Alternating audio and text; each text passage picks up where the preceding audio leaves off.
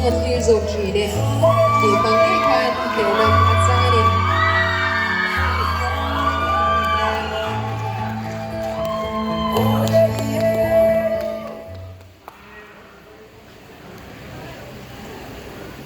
kelan zama kan lome in zawng chunga mi puite chunga pakhatna tan lom thu kan soya in lo ena lo thir hey kan zai ring nain thu soin kan kala music video siam man phei chuan kan am lo hlea la song ka sat lai khan patni chu ka siam vea gospel ai hian tu ni hi uluk pa ngai tak cameraman roya pathum nge ni patni tho ka siam kan ni siam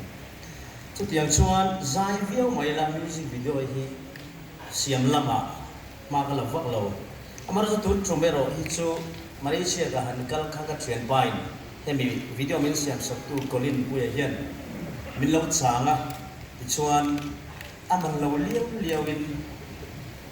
intitiang man tel lovin aman mia lovin ka lo su sakang che chu kei ma enjoy moi na zo ka kangai ka su sak thei che hi atia kalom me ma amara chu ni sa me ma putu jaya ni sa rum noya kan vakala ato ba phei chu na san tu ka kan ngam lo wa zana khalai bridge moi taka khan kan titani chubang chuan min pui tu collinpuia'n tele khang kan model kan nula mi zo zong na tha ula tele kan kangwal lang ti chuwa khan an hing sei vek chuan reidon lom thu ka sei tak mewa chuan zanina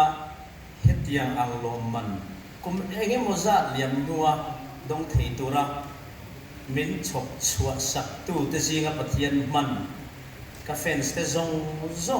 chuan lom thu basic to lo khove na nia hintitia chumang chuan hi chu surprise ang ania tin kapudina surprise mo tonight surprise ron ti surprise te ron ti pudina chunga kalom takmeuh ani ne ni hian bul kan trana heta hian thil tam tak kan ti to china ni zana ka choi moina thu ka sei to a